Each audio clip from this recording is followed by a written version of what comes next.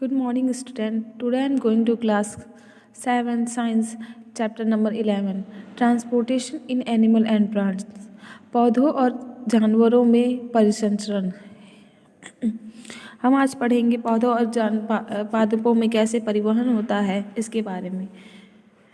इन multicellular organism बहुकोशिकीय सजीव प्राणियों में the number of the material जो पदार्थों की संख्या होती है that move in and out of the body जो हमारे शरीर के अंदर आती है और हमारे शरीर से बाहर जाती है इज लार्ज, यह संख्या बहुत बड़ी है। The distance over which this materials are to be transported is also large, और यह जो पदार्थ होते हैं जो हम अंदर लेते हैं और हम अपने शरीर से बाहर भेजते हैं, यह एक लंबी दूरी तय करते हैं। देयरफॉर हालांकि this organism require a specialised system to support various function inside the body, हालांकि ये जो सजीव प्राणी होते हैं एक विशिष्ट प्रकार के तंत्रों के द्वारा यह इन क्रियाओं को करते हैं शरीर में। Human beings have a developed circulatory system, मनुष्य प्राणी में एक डेवलप्ड परिसंचरण तंत्र होता है। The circulatory system in human, मनुष्यों में परिसंचरण तंत्र। The circulatory system carried the blood from the heart, जो परिसंचरण तंत्र होता है यह इसकी सहायता से रक्त को हम हार्ट से भेजते हैं to different parts of the body, शरीर के अन्य भागों तक, and bring its back to the heart, और पुनः यह हार्ट में वापस आ जाता है। The circulatory system in human consist of the, यह जो परिसंचरण तंत्र है यह इन चीज़ों से मिलके बना हुआ है। ब्लड अर्थात रक्त, ब्लड वेसल्स अर्थात रक्तवाहिनियाँ, थर्ड हार्ट अर्थात हृदय।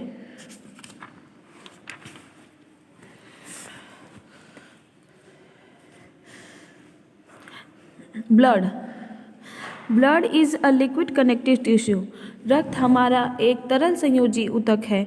It is circulated through out the body by the pumping action of the heart, इसे सर्कुलेट किया जाता है, इसको हर एक बॉडी पार्ट्स तक भेजा जाता है हार्ट के पंप करने से।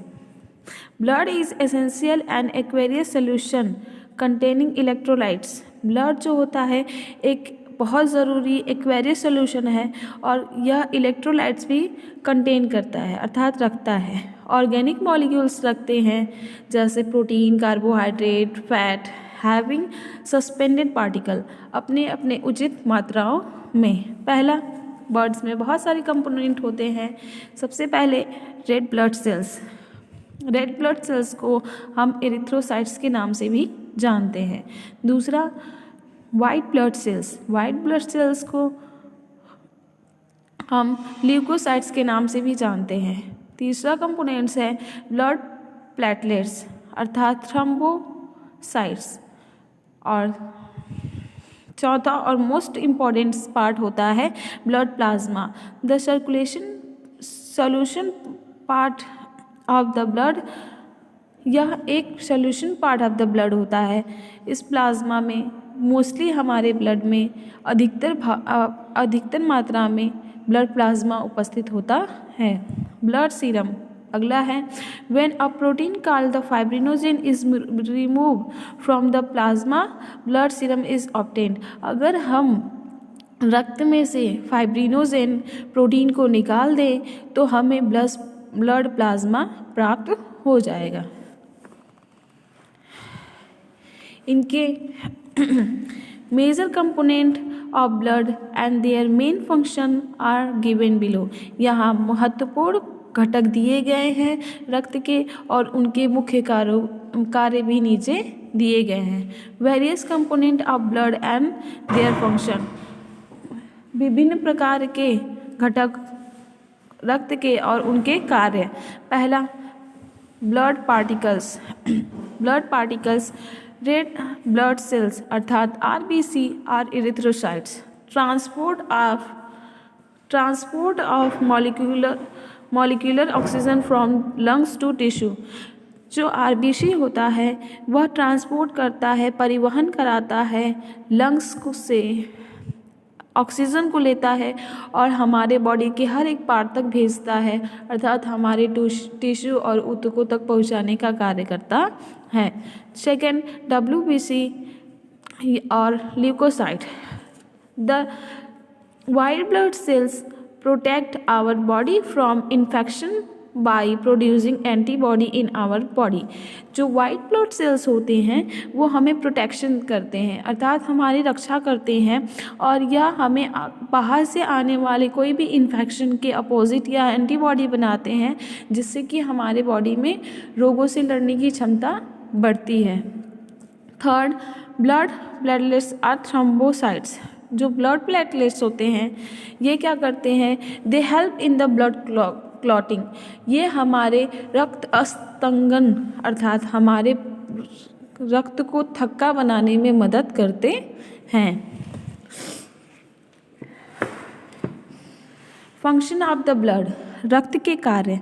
The main function of the blood are, कुछ मुख्य कार्य हैं रक्त के।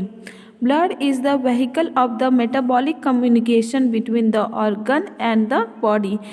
ब्लड एक व्हीकल है, वाहक है, मेटाबॉलिक कम्युनिकेशन, जो हमारे अंदर होने वाली मेटाबॉलिक एक्टिविटी होती हैं ऑर्गन में और हमारे पूरे बॉडी में, यह एक दूसरे को कनेक्ट करते हैं। Blood transport nutrient from small intestine to the liver and the other organ। जो रक्त परिवहन है हमारे पोषक तत्वों को स्मॉल इंटेस्टाइन से लेते हैं, यह लीवर तक पहुंचाते हैं और अन्य भागों तक, अंगों तक पहुंचाते हैं। It also transport waste product to the kidney for excretion. यह हमारे उत्सर्जी पदार्थों को भी ट्रांसपोर्ट करते हैं किडनी तक और उनके लिए एक्सक्रीशन कराया जाता है। Blood transport oxygen from the lungs to the tissue. Blood transport जो होते हैं, रक्त परिवहन जो होता है वह ऑक्सीजन को कैरी करता है लंग्स से, अर्थात ब्लड हमारे लंग्स से ऑक्सीजन को लेते हैं और हर एक टिश्यू तक पहुंचाते हैं। CO2 generated during the respiratory metabolism to lungs for excretion.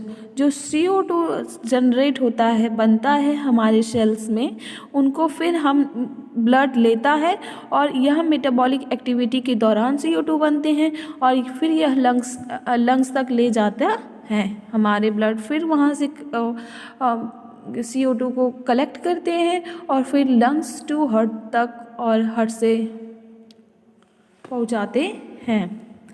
Role of the blood in oxygen transport. ये टॉपिक हम अगले पार्ट्स में पढ़ेंगे और अगले दिन पढ़ेंगे। Thank you, have a nice day.